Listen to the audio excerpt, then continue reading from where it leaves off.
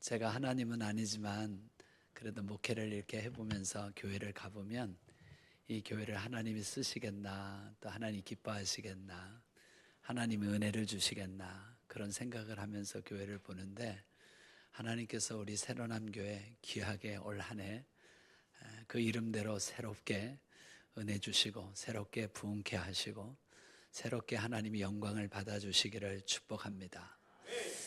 교회 사역은 힘으로 안 되더라고요. 또 내 능력이 있다고 되는 게 아니더라고요. 돈이 있다고 되고 돈이 없다고 안 되는 것도 아니더라고요.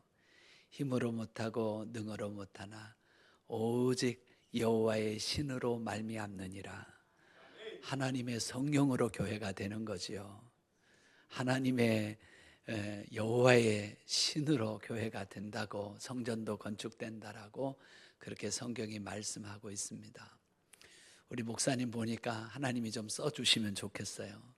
물론 지금도 써주고 계시지만 귀하게, 그리고 하나님 마음에 합하게 아버지의 뜻을 다 이루어 드릴 수 있는 그런 목사님으로 박 목사님 써주시기를 축복합니다. 목사님들이 열심히 안 하는 목사가 누가 있겠어요? 새벽 기도부터 밤늦게까지 신방하고 모든 예배 다 드리고, 목사님들이 열심히 하지만 이 목사의 열심만 가지고는 안 되더라고요. 사도 바울이 고린도전서 3장에서 나는 심었고 아볼로는 물을 주었지만 심는다고 다 나는 게 아니고 물 준다고 다 자라는 게 아니잖아요. 나는 심고 아볼로는 물을 주었지만 자라게 하시는 이는 하나님이시다. 내가 아무리 열심히 심고 열심히 물 주온다 할지라도 하나님이 자라게 하셔야 자랍니다.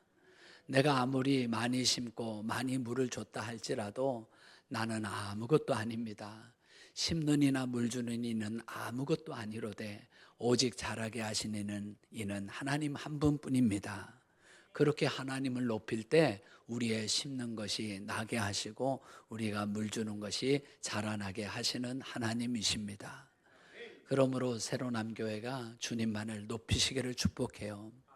우리가 아무리 열심히 심고 물 준다 할지라도 우리는 죄인이고 하나님 은혜 아니면 안 되고 하나님이시면 다 되는 줄 알고 우리는 아무것도 아니라고, 영어 성경에는 I am nothing, 우리는 아무것도 아니다라고 할 때 하나님께서 교회를 자라게 하십니다. 사도 바울이 고린도전서 15장에서 내가 참 다른 사도들보다 열심히 했습니다. 지극히 큰 사도들보다 열심히 내가 전도하고 선교했습니다. 그러나 이 모든 일들은 하나님의 은혜로 된 것입니다. 나의 나 된 것도 하나님의 은혜로 된 것이고 지금까지 여기에 있는 것도 은혜로 된 것이고, 그래서 하나님의 은혜만이 교회를 자라게 하는 거예요. 내가 열심히 일하지만 하나님의 은혜가 없으면 안 되는 거예요. 내가 열심히 심고 물 주지만 하나님이 자라게 하시지 않으면 안 되는 거예요. 그래서 교회의 주인은 하나님이십니다. 교회의 주인은 목사도 아니고 당회도 아니고 교회의 주인은 하나님이셔요. 하나님이 아들의 핏값으로 교회를 세우셨고 교회의 반석, 교회의 모퉁이돌, 교회의 산돌, 그렇죠? 교회의 터가 되신 분은 예수 그리스도이세요. 그 주님이 계실 때 그 주님의 핏값으로 아버지께서 교회를 세우시고 아버지께서 우리들의 심는 것과 물 주고 기도하는 것을 보시고 우리가 하나님만을 높이려고 할 때 하나님께서 교회를 되게 하시고 자라게 하시고 하나님께서 부흥을 주시는 것입니다. 그런 은혜가 있기를 예수님의 이름으로 축복합니다. 그래서 교회 안에, 우리 안에 주의 신이 가득하도록 성령 충만하도록 기도하시고, 우리는 아무것도 아닙니다. 열심히 충성하지만 하나님만이 이 교회를 자라게 하십니다 하며 하나님만을 높이시며, 그리고 내가 한 것이 아니요 오직 하나님의 은혜로 된 것이라고 하나님의 은혜를 사모하면 하나님의 은혜가 교회를 되게 하고 하나님의 은혜가 모든 일을 가능하게 하고 하나님의 은혜가 모든 것을 이루어 주실 줄로 믿습니다. 오늘 본문에 보면 이 세상에 우리가 살아가는 세상이 만만치 않대요. 우리 가라지가 많은 세상에서 우리가 살고 있다라고 성경은 말합니다. 이 종말의 때, 마지막 때 가라지는 어떻게 되고 우리는 어떻게 되는지를 예수님께서 설명을 해 주셨습니다. 천국에 가는 사람들은 누구고 지옥의 음부에 풀무불에 던져지는 사람들은 누구인지를 가르쳐 주고 있습니다. 제자들이 이 천국의 비유를 가르쳐 달라고 예수님께 부탁을 했고, 예수님은 가장 정확하게 알곡과 가라지에 대하여, 이 세상에 대하여, 종말과 심판과 세상 끝에 대하여, 마지막 추수 때에 대하여, 그리고 천국과 지옥에 대하여 예수님께서 말씀해 주고 있습니다. 오늘 본문이 기록된 마태복음 13장을 가리켜서 신학자들은 천국의 장이라고, 천국의 비유의 말씀들이 많이 있지요. 18절에 보면 씨 뿌리는 비유, 이게 천국의 비유였던 거죠. 24절에 보면 그 좋은 씨가 어느 밭에 떨어졌는지, 길가에 떨어졌는지, 돌짝밭에 떨어졌는지, 가시밭에 떨어졌는지, 옥토에 떨어졌는지, 누가 열매를 맺는지, 천국의 삶을 살아가는지를 말씀해 주고 있고, 오늘 본문 36절에서는 이 가라지의 비유를 이어가고 있습니다. 예수님이 이 가라지에 대해서 세 가지로 우리에게 말씀을 해주고 있습니다. 이 가라지가 누굽니까? 이 밭에 있는 알곡과 가라지라고 할 때 이 가라지가 누구인지 38절에 보면 악한 자의 아들들, 악한 자가 누굽니까? 마귀죠. 마귀의 자식들. 이 세상에는 우리가 같이 사는 것 같지만 이 세상에는 알곡과 가라지가 있다라고, 악한 자의 아들들, 마귀의 자식이 있다라고 말합니다. 요한 1서에도 이로써 하나님의 자녀와 마귀의 자녀로 나타난다라고 성경은 말씀합니다.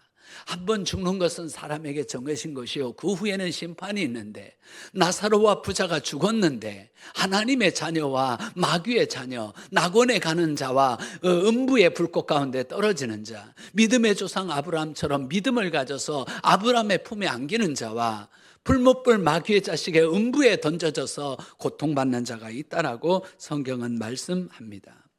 이 가라지가 누굽니까? 우리가 보통 제자들이 생각할 때 누가 밭에다 가라지를 뿌리겠습니까? 우리가 좋은 씨를 심고 곡식을 심었는데 어디서 가라지가 났는지 제자들이 물었습니다. 그때 예수님께서는 28절에 원수가 그리하였구나. 주님, 어떻게 밭에서 이렇게 가라지들이 날 수가 있겠습니까? 예수님은 28절에 원수가 그러했다라고 말씀했습니다. 오늘 본문에는 뭐라고 말합니까? 37절에 대답하여 이르되 좋은 씨를 뿌리는 이는 누구요? 인자 예수님이고, 그렇죠? 38절에 밭은 세상이요 좋은 씨는 천국의 아들들이요 가라지는 누구다? 악한 자의 아들들이다. 그런데 39절에 그 가라지를 뿌린 원수는 누구다? 우리의 원수가 누구다? 그랬더니 우리 집사님, 우리 남편이요. 근데 우리 남편이 아무리 배워도 원수가 아니라 이 마귀가 원수요. 우리 악한 가라지를 뿌린 원수는 누구다고요? 마귀다. 이렇게 예수님께서 가르쳐주고 있는 거지요. 우리가 예수를 믿지 않으면 마귀의 자식으로 사는 거지요.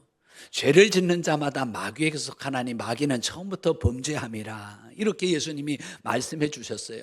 우리도 예수님을 믿지 않았다면 우리는 허물과 죄로 죄짓고 하나님 말씀대로 살지 못해서 우리는 죽은 존재, 살아있어도 죽은 존재, 그리고 죽어서도 지옥 갈 존재였다고 에베소서 2장 1절에서 3절에 말씀합니다. 허물과 죄로 죽은 인생을 살면서 공중의 권세 잡은 원수 마귀를 따라서 사람들이 다 그렇게 살아가고, 이 세상은 풍속을 졌고 불순종의 아들들 가운데 역사하는 영을 따라서 나도 불순종하고 죄짓고 살아가던 우리였는데, 그래서 본질상 진노의 자식으로 우리가 저주받고 죽어서도 지옥 가야 되는데, 하나님께서 예수 그리스도를 보내주시고 우리의 죄를 대신 다 속죄해 주시고 예수 그리스도께서 우리를 구원해 주시고 하나님의 자녀 삼아 주시고, 예수님을 믿었다고 영접하는 자, 그 이름을 믿는 자들에게는 하나님의 자녀가 되는 권세를 주시고 우리를 하나님의 자녀로, 천국 시민으로 하나님이 우리를 구원해 주신 줄로 믿습니다. 그렇게 믿는 사람들이 저와 여러분이죠. 제자들이 이런 재밌는 얘기를 하나 더 했습니다. 예수님, 그러면 우리가 이 세상에서 가라지를 뽑아버릴까요? 그렇게 말합니다. 예수님께서는 가만두어라. 가라지를 뽑다가 곡식을 뽑을까 염려하면서 추수 때까지 함께 자라게 두라라고 말씀합니다. 여러분 몰랐어요. 왜 세상에 이렇게 악한 자들이 많은지, 이 악한 자들을 왜 하나님은 놔두시는지, 왜 그들을 심판하지 않은지 잘 몰랐어요. 그런데 오늘 예수님의 비유에 보니까 예수님이 악한 자들도 그 가라지들도 가만두라고 말씀하십니다. 사랑하는 여러분, 우리 하나님은 자비와 긍휼이 한없이 많으신 하나님이십니다. 자비로우시고 선하셔서 그 가라지들도 언젠가는 이 악한 자들도 예수 믿게 되기를 원하시고, 이 악한 자들도 모든 사람이 구원을 받으며 진리를 아는 데 이르시기를 원하시는 하나님께서 그 가라지들을 기다려주고 있고 자비와 긍휼을 베풀어주고 있다고 하는 거죠. 하나님은 악인과 선인에게 햇빛을 비춰주시고 이른 비와 늦은 비를 비춰주시는 자비의 하나님이신 거지요. 저는 어렸을 때 시골에서 자랐습니다. 농사를 지어서 어머니, 아버지의 일손을 도왔습니다. 모내기 많이 했습니다. 모종을 만들어서 벽시를 불리고, 벽시에다가 모종을 만들고, 그 모종을 논에다 갖다 심는 것을 모내기라고 하지 않습니까?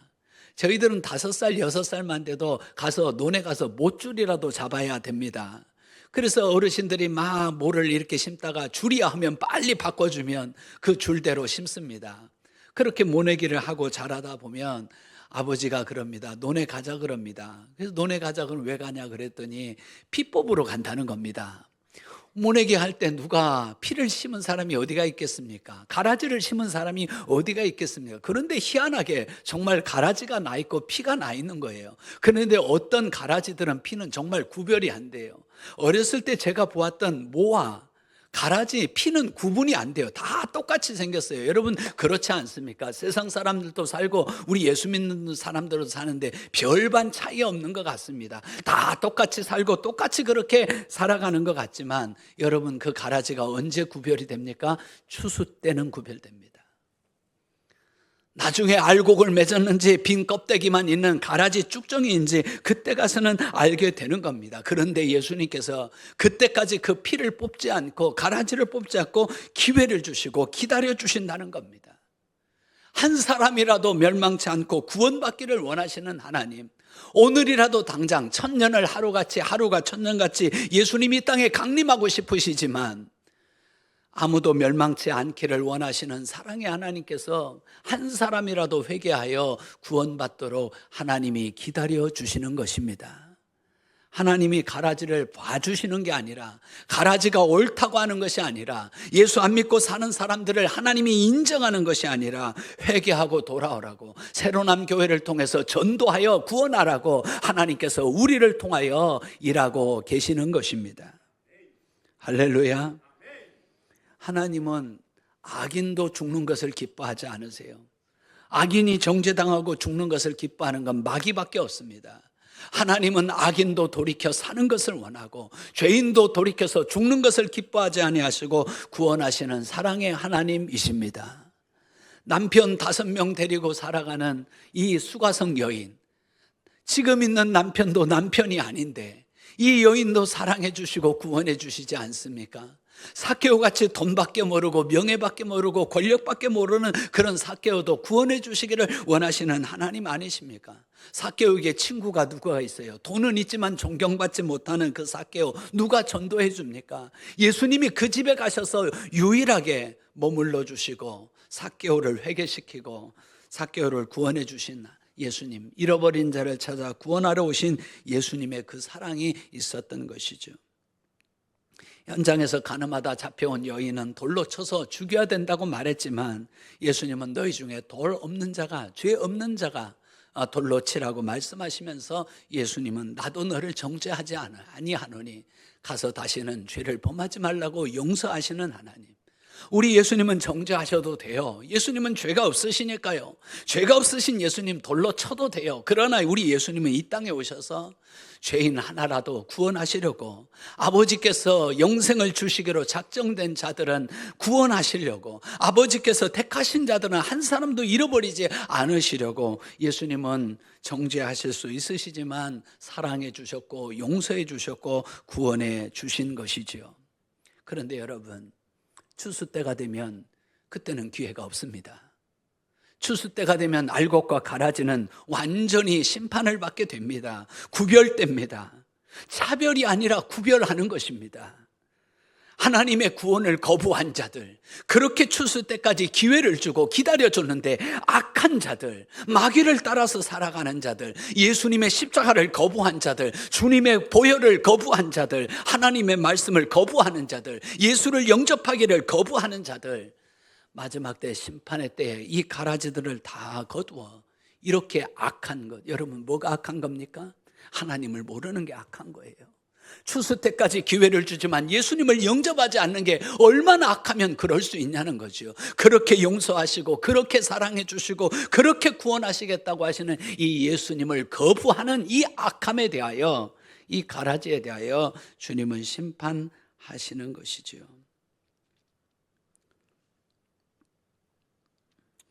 그래서 39절에 보니까 이 추수 때가 언제래요? 그냥 가을 거지하는 때가 추수 때가 아니라 39절에 뭐라고 말씀합니까? 추수 때는 뭐요? 이게 세상 끝입니다. 지금 가을을 얘기하는 게 아니라 마지막 때가 되면 기회가 없다는 겁니다. 그래서 사도 바울은 보라 지금이 은혜 받을 만한 시간이요, 보라 지금이 구원의 하루가 되게 하소서. 여러분, 오늘 이 시간이 여러분에게 은혜의 시간이 되고 우리 새로남 교회가 걸어가는 시간이 구원의 하루하루가 되시기를 예수님의 이름으로 축복합니다. 우리는 사실 누가 가라진지 누가 알곡인지 몰라요. 우리는 어린 양 생명책에 누구의 이름이 기록되고 누구의 이름이 기록되어 있는지 알 수가 없어요. 우리가 목사이고 장로이고 다 그러지만 입술로만 주여 주여 하는지 정말로 예수님을 믿는지, 나는 주님의 증인인지 주님을 배반하는 자인지, 나는 예수님을 신랑으로 모신 신부인지 나는 미련한 신부여서 주님이 모른다고 하는지, 불법을 행하는 자들아 내게서 떠나가라, 나는 너를 도무지 알지 못하노라, 예수님이 말씀하실 자가 누구인지 우리는 몰라요. 그런데 천사는 알아요. 왜 천사는 오늘 성경에 추수꾼이라고 돼 있어요? 우리는 전도자예요. 추수꾼은 누가 하나님의 구원인지, 누가 알곡인지, 누가 어린 양 생명책에 택함을 받고 구원을 받고 청함을 받고 택함을 받은 완전한 하나님의 자녀인지 우리는 잘 몰라요. 그런데 예수님께서 다 알잖아요. 자기 양을 알잖아요. 자기 제자를 알잖아요. 자기 신부를 알잖아요. 예수님의 증인을 알잖아요. 그래서 예수님은 천사들을 보내서 구원받은 자를 다 모으고 곡식들을 다 거두고, 그래서 추수 때가 세상 끝이라고 성경은 말씀하고 있습니다. 가라지도 다 추수하죠. 추수해서 가라지는 모아다가 불에 던져 사른다라고 말씀하고 있어요. 그래서 우리 찬송가에 보면 하나님의 나팔소리 천지진동할 때 예수 영광 중에 구름 타시고 뭐라고 되어 있습니까? 천사들을 세계 만국 모든 곳에 보내어 구원받은 성도들을 모으리. 천사들을 동서남북 사방에 보내서 알곡들 거두시고, 그래서 천국에 다 들여보내시고 의인의 아들들, 천국의 아들들, 아버지의 아들들, 이런 자녀들 다 천국에 보내시고. 왜 천국에 보내요? 아들이니까. 아들은 뭐예요? 상속자니까. 양자의 영을 가지고 있으면, 그리스도의 영을 가지고 있으면 예수님과 같이 아들이 되어서 그리스도와 함께한 상속자 후사가 되어 하나님 나라를 유업으로 받는 거지요. 하나님의 말씀을 믿고 홍해를 떠났던 사람들, 어린 양의 피를 바르고 홍해를, 애굽을 떠났던 사람들, 광야를 믿음으로 이겨내고 건져갔던 사람들, 그런 하나님의 자녀들, 시내산 계약에서 나는 너희 아버지가 되고 너희는 내 자녀가 되고 나는 너희의 왕이 되고 너희는 내 백성이 되리라고 하셨던 그 하나님께서 자녀들에게 가나안 땅을 기업으로 주잖아요. 하나님의 왕으로서 그 백성들을 책임져 주시잖아요. 사랑하는 여러분, 세상에서 가장 귀한 일은 예수 믿는 것입니다. 여러분이 예수 믿고 하나님의 자녀가 되어 그리스도와 함께 후사가 되어 상속자가 되어 하나님 나라를 유업으로, 천국을 유업으로 천국에 들어가는 저와 여러분 다 되시기를 예수님의 이름으로 축복합니다. 성령께서 우리가 하나님의 자녀인 것을 증거해 주신다 그랬잖아요. 성령이 친히 우리 영으로 더불어 우리가 하나님의 자녀인 것을 증거하시나니, 딱 성령님은 아시는 거예요. 누가 예수가 있는지, 그리스도의 영이 있는지. 그리스도의 영이 없으면 그리스도의 사람이 아닌데, 그리스도의 영이 있는 사람들 다 성령께서 인쳐주셔서 증거해 주셔서, 그래서 나사로와 부자가 죽었는데 알아서 나사로는 낙원에 가죠. 부자는 알아서 지옥에 던져지지요. 성령께서 우리가 하나님의 자녀인 것을 증거해 주시는데, 우리가 알곡으로 성령께서 증거해 주시고, 신부로, 제자로, 증인으로, 하나님의 아들로, 딸로 하나님께서 증거해 주시는 알곡신앙이 되시기를 예수 그리스도의 이름으로 축원합니다.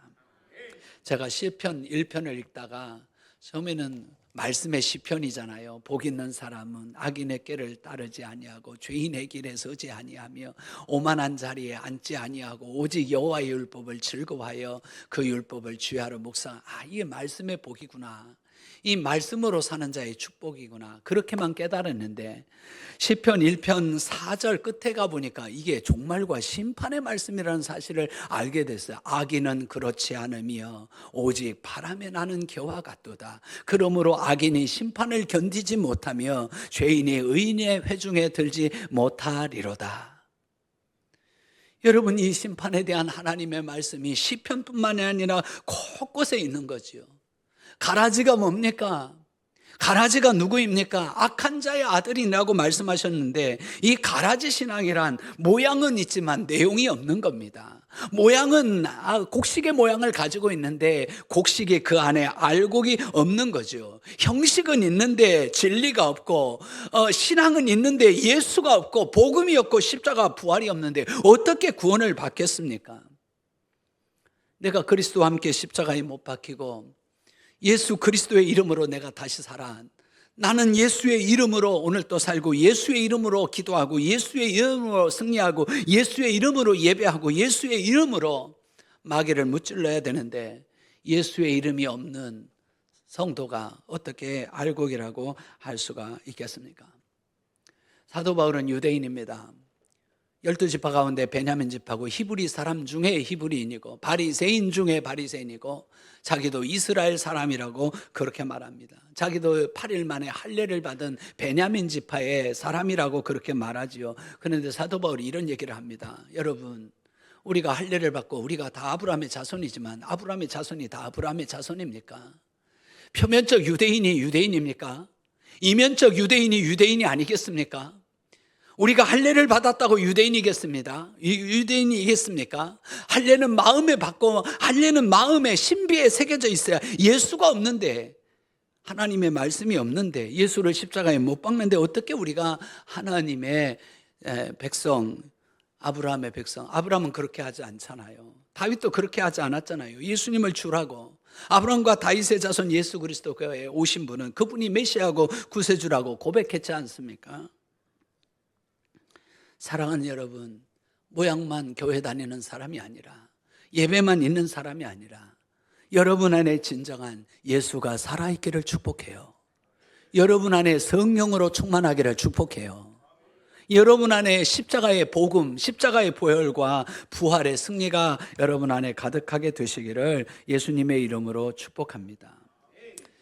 저 시골에서 살았다 그랬어요. 어머니와 함께 키질을 합니다. 이 전라도에서는 키라고 안 하고 챙이라고 합니다. 챙이로 이렇게 곡식을 까불릅니다. 그죠? 이렇게 까불러 보면 참 신기하게도 알곡은 안으로 자꾸 모이고, 이 알곡이 아는 이 쭉정이들은 자꾸 밖으로 나가거나 바람에 날려가죠. 까불러 보셨습니까? 예, 까불러 보셨습니까? 예수님이 마태복음 3장 12절에 손에 키를 들고 자기 타작마당을 정하게 하사 알곡은 모아 곡간에 들이고 쭉정이는 꺼지지 않는 불에 태우시리라. 우리가 농사 지을 때 이 챙이로, 이 키로 까불러 보면 이렇게 나오는 거죠. 까불러 보면 다 알게 되는 거죠. 누가 가라진지, 누가 알곡인지, 누가 바람에 날아가는지, 누가 곡간 안에, 창고 안에 들어가게 되는지 다 까불면 아는 거지요. 그래서 나온 말이 까불지 마라. 이런 말일까요? 까불면 다 나오는 거죠. 마지막 심판 때는 다 나오는 거예요. 진짜 목사였는지 가짜 목사였는지, 누가 이단이었는지, 누가 하나님 앞에 바르게 살았는지 다 나오는 거예요. 여러분 알고 계신 누굽니까? 38절에 천국의 아들들이라고 그랬어요. 43절에 의인들이라고 그랬어요. 의인, 우리 중에 의인이라고 할 자가 누가 있겠습니까? 예수 그리스도를 믿음으로 의롭게 된 자들이지요. 나는 죄가 많은데 예수님이 내 죄를 십자가에서 다 해결해 주셨고, 인생의 모든 문제를 십자가에서 다 해결해 주셨고, 내 죽음마저도 예수님이 장사 지내 주시고 나에게 영원한 생명을 주신 것을 믿는 사람이 의인이지요.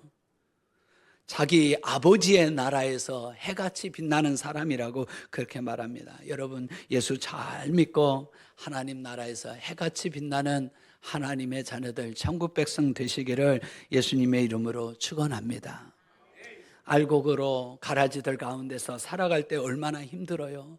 그러나 예수님께서 모든 눈에서 눈물을 씻어주시고, 여러분이 행한 대로, 심은 대로, 책에 기록한 대로, 여러분이 믿은 대로, 여러분들이 바라본 대로 하나님 나라에서 해같이 빛나게 될 줄로 믿습니다. 제가 좋아하는 목사님께서 작년 12월 말에 세상을 떠나셨어요. 2024년 12월 29일 날 한 해 송구영신 예배를 준비하다가 돌아가셨어요. 1946년생 78세인데 안산제일교회 고은 목사님이셨어요. 목사님은 폐병으로 예수님을 만나고 안산에서 큰 우리 교단의 교회를 목회하시다가 78세로 세상을 떠나셨습니다. 하나님 나라 갈 줄 아셨던지 목사님이 시를 하나 쓰셨는데 제목이 해마다라고 하는 시였어요. 제가 읽어드리죠. 해마다 체중이 가벼워진다. 모두 비우고 오라는 뜻이리라. 해마다 생활 반경이 좁아진다. 하늘로 가는 외길이 있다는 뜻이리라. 해마다 기억이 하나씩 사라진다. 세상을 모두 잊고 오라는 뜻이리라. 해마다 친구들이 하나씩 둘씩 나보다 먼저 떠난다. 다음은 내 차례라는 뜻이다. 우리 중에 죽음을 맞이하지 않을 수 있는 사람이 누가 있겠습니까? 하나님 앞에 서는 날 마지막 심판 때, 추수 때, 세상 끝에 저와 여러분 알곡으로 주님 앞에 설 수 있기를 예수님의 이름으로 축원합니다. 큰 교회 부러워하지 마십시오. 큰 교회는 주님이 많이 찾으신다 그랬어요. 많이 맡은 자에겐 내가 많이 달라 할 것이요. 적은 교회라고 기죽지도 마십시오. 작은 일에 충성하면, 작은 능력을 가지고도 내 이름을 배반하지 아니하였다면 우리 예수님은 빌라델비아 교회처럼 칭찬하시고 면류관 주신다고 약속하셨기 때문입니다. 진짜 목회하고 진짜 예수 믿는, 그래서 알곡으로, 증인으로, 제자로, 그리고 신부로, 일꾼으로 땅끝까지 복음을 전하다가 땅끝까지 하나님의 나라와 의를 구하다가 하나님 나라에 멋지게 들어가는 저와 여러분 다 되시기를 예수님의 이름으로 축복합니다. 저도 우리 박정호 목사님처럼 전도하고 기도하는 일을 너무너무 좋아해요.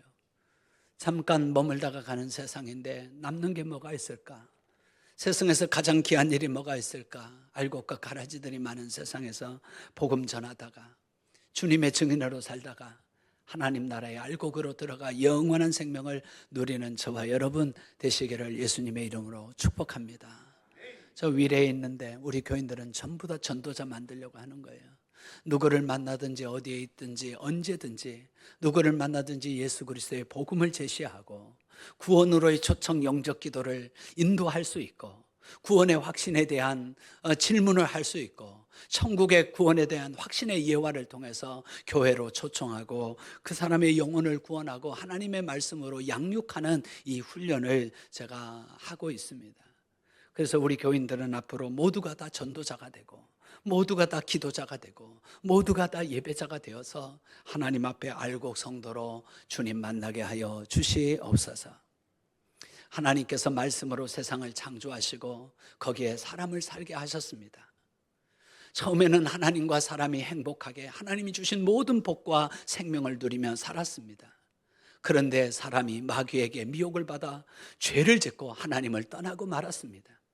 하나님이 주신 모든 복이 깨지고 말았습니다. 그때부터 인간에게, 인생에게 불행이 찾아왔습니다. 그 불행은 죄와 고난과 죽음입니다. 모든 사람은 죽음을 다 두려워합니다. 왜냐하면 죽음 위에 심판이 있기 때문입니다. 그 심판은 영원한 형벌인데 바로 지옥에 가는 것입니다. 그런데 이 지옥 형벌을 당하지 않는 유일한 길이 있습니다. 그것은 하나님께서 보내주신 우리 주 예수 그리스도의 말씀을 듣고 믿는 자는 하나님이 구원해 주십니다. 할렐루야. 하나님께서 보내주신 예수 그리스도의 말씀을 듣고 믿는 자는 불행이 아니라 행복을 주시고, 죽음이 아니라 영생을 주시고, 두려움이 아니라 평안을 주시고, 심판이 아니라 기쁨을 주시고, 형벌이 아니라 축복을 주시고, 지옥이 아니라 천국을 주십니다. 선생님, 만약 이것이 사실이라면 이 오른쪽과 왼쪽 어디를 선택하시겠습니까? 천국 영생의 행복한 삶을 선택하셔야 되지 않겠습니까? 잘 선택하셨습니다. 선생님, 천국의 행복한 삶을 살도록 제가 기도로 도와드리겠습니다. 눈을 감고 제 기도를 따라해 주십시오. 사랑의 하나님, 저는 죄인입니다. 이 시간 예수님을 나의 구원자와 나의 주님으로 내 마음에 모셔드립니다. 지금 내 마음에 들어와 주십시오. 예수님께서 내 모든 죄를 십자가에서 다 용서해 주셨고 인생의 모든 문제를 해결해 주신 것을 믿습니다. 하나님은 내 아버지가 되시고 나는 하나님의 자녀가 되었습니다. 영생을 얻었고 천국에 가게 하심을 감사합니다. 예수 그리스도의 이름으로 기도합니다. 제가 선생님의 구원에 확신을 갖도록 질문을 드리겠습니다. 선생님, 지금 예수님은 선생님이 어디에 계십니까? 방금 기도했지 않습니까? 내 마음에 계십니다. 선생님의 모든 죄는 어떻게 되었습니까? 방금 기도했지 않습니까? 예수님께서 십자가에서 다 용서해 주셨습니다. 예수님은 선생님에게 무엇이 되셨습니까? 예, 방금 기도했지 않습니까? 예수님이 나의 구원자와 주님이 되어 주셨습니다. 선생님, 만일 지금 죽어도 천국에 갈 자신이 있습니까? 예, 예수님을 믿었으므로, 영생을 얻었으므로, 하나님의 자녀이므로 천국에 갈 수 있습니다. 선생님, 축하합니다. 선생님은 구원을 받으셨습니다.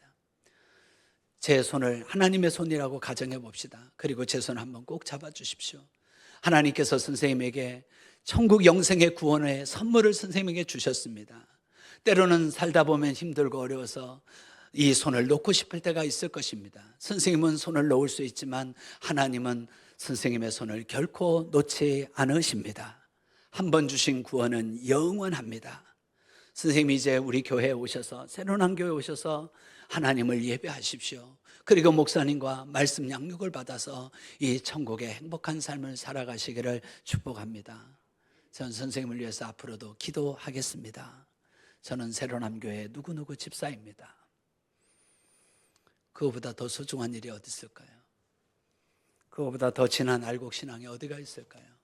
그런 알곡신앙으로 우리 남녀 선교회가 이 헌신 예배, 그리고 새로남교회가 이 예수 그리스도의 복음으로 알곡신앙으로 주님 오신 날까지 잘 달려가고, 주님 만날 때 생명의 면류관, 의의 면류관, 썩지 않을 영원한 면류관 받아 쓰고 하나님을 찬양하게 되시기를 예수님의 이름으로 축복합니다.